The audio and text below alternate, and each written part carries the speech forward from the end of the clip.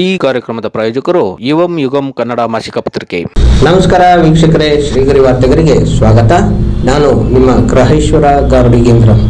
Mysuru June 1. ಮೈಸೂರಿನ ಹೆಬ್ಬಾಳು 3ನೇ ಹಂತದ ಸುಬ್ರಹ್ಮಣ್ಯ ನಗರದಲ್ಲಿರುವ ಪವಾಡ ಅರಳಿಕಟ್ಟೆ ಶ್ರೀ ಸುಬ್ರಹ್ಮಣ್ಯ ಸ್ವಾಮಿ ದೇವಸ್ಥಾನದ ಆವರಣದಲ್ಲಿ ವಾರ್ಡ್ ನಂಬರ್ 1ರ ಅಧ್ಯಕ್ಷರು ಹಾಗೂ ಸಮಾಜ ಸೇವಕರಾದ ಪಿ.ಬಿ. ಜಗದೀಶ್ ರವರ ಹುಟ್ಟುಹಬ್ಬದ ಅಂಗವಾಗಿ 10ನೇ ವರ್ಷದ ಉಚಿತ ನೋಟ್ಬುಕ್ ವಿತರಣಾ ಕಾರ್ಯಕ್ರಮ ನಡೆಯಿತು. ಈ ವೇಳೆ ಜಗದೀಶ್ ಗೌಡ ರವರಿಗೆ ಶಾಸಕರಾದ ಕೆ. ಹರೀಶ್ ಗೌಡ ರವರು ಬೃಹದಾಕಾರದ ಹಾರ, ಶಾಲು, ಪೇಟ ಹೊದಿಸಿ ಸನ್ಮಾನಿಸಿ ಹುಟ್ಟುಹಬ್ಬದ ಶುಭಾಶಯಗಳನ್ನು ಕೋರಿದರು. ಅಂತೆಯೇ ಇಂದಿರಾ ಗಾಂಧಿ ಬ್ಲಾಕ್ ಕಾಂಗ್ರೆಸ್ ಸಮಿತಿ ಅಧ್ಯಕ್ಷರಾದ ಮಂಚೇಗೌಡನ ಕೊಪ್ಪಲು ರವಿ, ಮಾಜಿ ಉಪ ಮಹಾಪೌರರಾದ ಮಹದೇವಪ್ಪ, ಕೇಬಲ್ ನಾಗರಾಜು ರವರುಗಳು ಜಗದೀಶ್ ರವರಿಗೆ ಸನ್ಮಾನಿಸಿ ಹುಟ್ಟುಹಬ್ಬದ ಶುಭಾಶಯಗಳನ್ನು ಕೋರಿದರು. ಈ ಸಂದರ್ಭದಲ್ಲಿ ಚಾಮರಾಜ ವಿಧಾನಸಭಾ ಕ್ಷೇತ್ರದ ಶಾಸಕರಾದ ಕೆ. ಹರೀಶ್ ಗೌಡ, ಮೈಸೂರು ನಗರ ಪಾಲಿಕೆ ಮಾಜಿ ಸದಸ್ಯರಾದ ಜಯಗೋಪಿ, ಹುಟ್ಟುಹಬ್ಬ ಆಚರಿಸಿಕೊಂಡ ಜಗದೀಶ್, ಶ್ರೀಮತಿ ಮಾಲಾ ಜಗದೀಶ್, ಪುತ್ರಿಯರಾದ ಗೌತಮಿ, ರಜತಾ, ಜಗದೀಶ್ ರವರ ಸಹೋದರರಾದ ಹರೀಶ್, ಶ್ರೀಮತಿ ಕವಿತಾ ಹರೀಶ್, ಮೈಸೂರು ಜಿಲ್ಲಾ ಕಾಂಗ್ರೆಸ್ ರಿಸರ್ಚಿಂಗ್ನ ಡಾಕ್ಟರ್ ವೆಂಕಟೇಶ್ ರವರು ಸೇರಿದಂತೆ ಜಗದೀಶ್ ರವರ ಕುಟುಂಬಸ್ಥರು, ಬಂಧುಗಳು, ಹಿತೈಷಿಗಳು, ಸ್ನೇಹಿತರು, ವಾರ್ಡ್ನ ಸಾರ್ವಜನಿಕ ಬಂಧುಗಳು ಉಪಸ್ಥಿತರಿದ್ದು ಜಗದೀಶ್ ರವರಿಗೆ ಹುಟ್ಟುಹಬ್ಬದ ಶುಭಾಶಯಗಳನ್ನು ಕೋರಿದರು. ಇವತ್ತು ನಮ್ಮ ಪಕ್ಷದ ಮುಖಂಡರು ಮತ್ತು ನಮ್ಮ ಪಕ್ಷದ ನಾಯಕರಾದಂಥ ಪಿ.ಬಿ. ಜಗದೀಶ್ ಅವರ ಹುಟ್ಟುಹಬ್ಬದ ಪ್ರಯುಕ್ತ ಈ ಭಾಗದ ಏನು ಸುಬ್ರಹ್ಮಣ್ಯ ನಗರದ ಎಲ್ಲ ಮಕ್ಕಳುಗಳಿಗೂ LKGಯಿಂದ ಡಿಗ್ರಿ ಓದ್ತಾ ಇರುವಂಥ ಎಲ್ಲ ಮಕ್ಕಳುಗಳಿಗೂ ಸಹ ಪಠ್ಯಪುಸ್ತಕಗಳನ್ನ ಕೊಡಬೇಕು ಮತ್ತು ನೋಟ್ ಪುಸ್ತಕಗಳನ್ನ ಕೊಡಬೇಕು ಅಂತ ಅನ್ನೋದು ಅವರು ಪ್ರತಿ ವರ್ಷ ಮಾಡ್ಕೊಂಡು ಬರ್ತಾರೆ. ಅದೇ ರೀತಿ ಈ ವರ್ಷವೂ ಹೆಚ್ಚು ಕಡಿಮೆ 900 ಮಕ್ಕಳಿಗೆ ಉಚಿತವಾಗಿ ಪುಸ್ತಕಗಳನ್ನ ಕೊಡ್ತಾ ಇರೋದು ಶ್ಲಾಘನೀಯ ವಿಚಾರ. ವಿದ್ಯಾಭ್ಯಾಸಕ್ಕೆ ಹೆಚ್ಚು ಅನುಕೂಲವನ್ನು ಮಾಡೋದು, ಹೆಚ್ಚು ಪ್ರಾಶಸ್ತ್ಯವನ್ನು ಕೊಡುವಂಥದ್ದು ಕೆಲಸ ಎಲ್ಲ ಕಡೆನೂ ಆಗಬೇಕು ಅಂತ ಅನ್ನೋದು ನನ್ನ ವೈಯಕ್ತಿಕವಾದ ಅನಿಸಿಕೆ. ವಿದ್ಯಾಭ್ಯಾಸ ಇದ್ದರೆ ಯಾವುದೇ ಒಂದು ಮನೆ ಆಗ್ಬೋದು, ಇಲ್ಲ ಯಾವುದೇ ಒಂದು ವ್ಯಕ್ತಿ ಆಗ್ಬೋದು, ಇಲ್ಲ ಯಾವುದೇ ಒಬ್ಬ ಯುವತಿ ಆಗ್ಬೋದು, ಅವರ ಜೀವನವನ್ನು ಅವರೇ ನಡೆಸುವಂಥ ಕೆಲಸ ಆಗುತ್ತೆ. ಹಾಗಾಗಿ ವಿದ್ಯಾಭ್ಯಾಸಕ್ಕೆ ಪ್ರೋತ್ಸಾಹ ಕೊಡ್ತಾ ಇರುವಂಥ ಜಗದೀಶ್ ಅವರಿಗೆ ನಾನು ತುಂಬ ಹೃದಯದಿಂದ ಅವರಿಗೆ ಅಭಿನಂದನೆಗಳನ್ನ ತಿಳಿಸ್ತೀನಿ.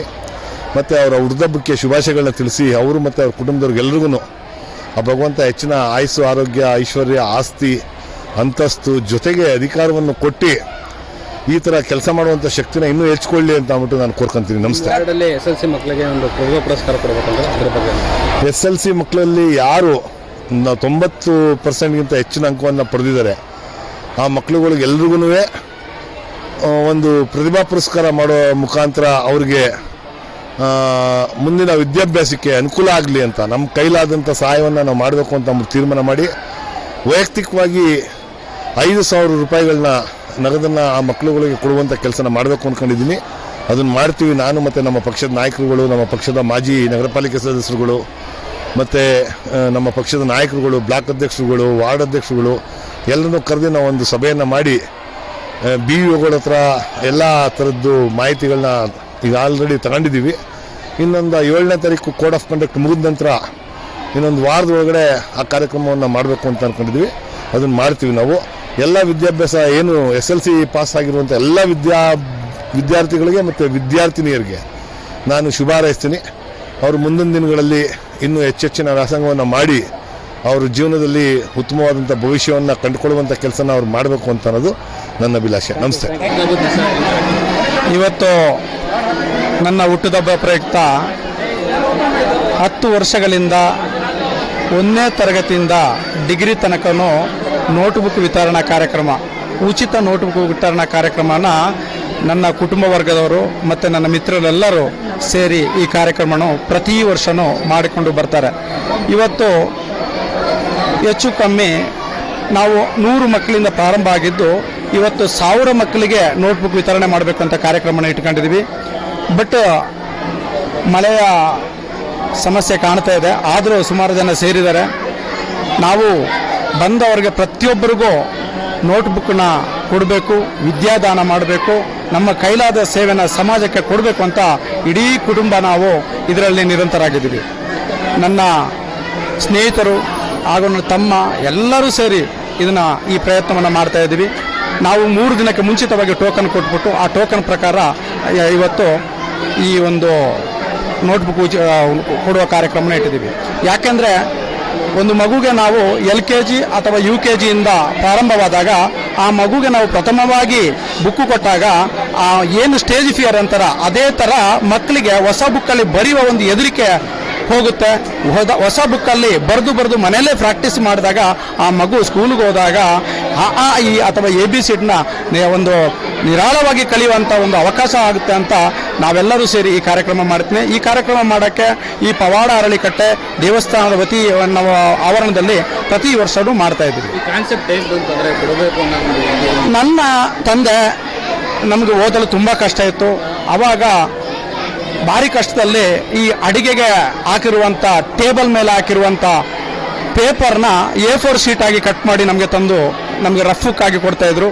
ಅದನ್ನು ಬರೆದು ನಾವು ಡಿಗ್ರಿ ಮುಗಿಸಿ ನಾವು ಇಲ್ಲಿ ತನಕ ಕೆಲಸ ಮಾಡಿ ಇಲ್ಲಿ ಬಂದಿದ್ದೀವಿ. ಬಟ್ ಇವತ್ತಿನ ಮಕ್ಕಳಿಗೆ ಆ ತೊಂದರೆ ಆಗಬಾರ್ದು.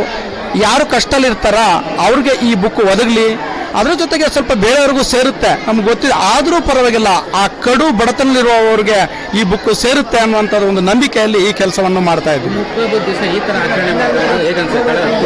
ಹೌದು, ನಮಗೆ ತುಂಬ ಖುಷಿ ಆಗುತ್ತೆ.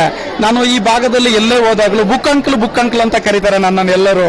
ಈ ಹೆಚ್ಚು ಕಮ್ಮಿ ನಾನು 10 ವರ್ಷದಿಂದ ಎಲ್ಲ ಮಕ್ಕಳಿಗೆ ಪರಿಚಿತನಾಗಿದ್ದೀನಿ. ಮೊನ್ನೆ ಮೆಡಿಕಲ್ ಇದಕ್ಕೆ ನಮ್ಮ ಕೇರ್ ಹಾಸ್ಪಿಟ್ಲಿಗೆ ಹೋಗಿದ್ದೆ.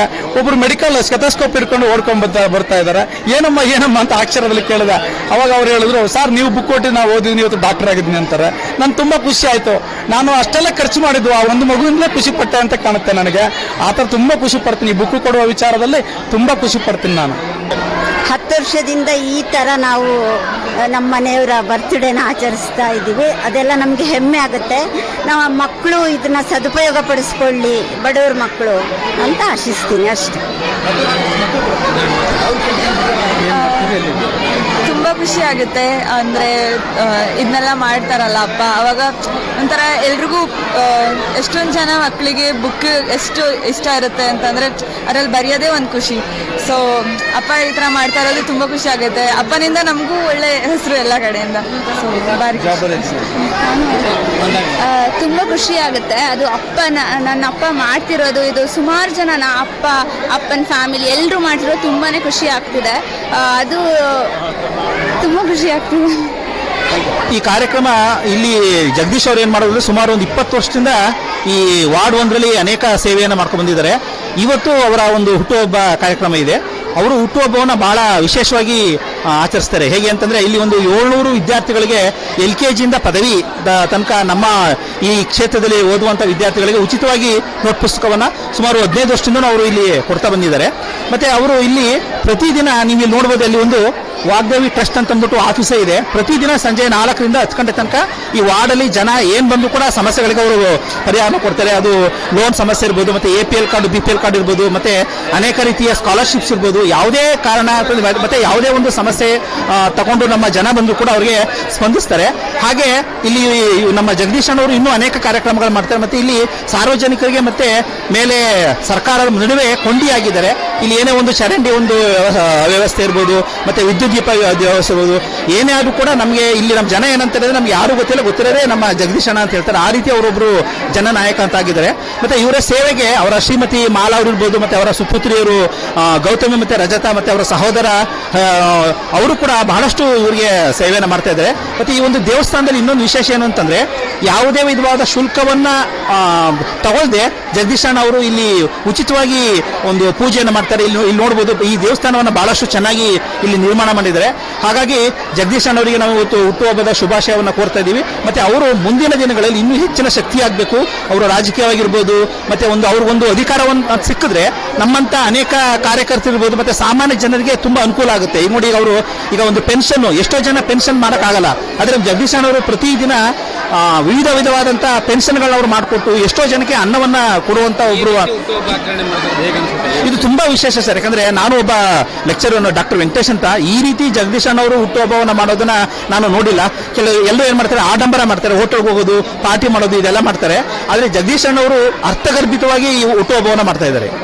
ಮತ್ತೆ ಮುಂದಿನ ವಾರ್ತೆಗರಿಯಲ್ಲಿ ಭೇಟಿಯಾಗೋಣ. ಶ್ರೀಗರಿ, ನಿಮ್ಮ ಮನದಾಳದ ಗರಿ. ನಮಸ್ಕಾರ.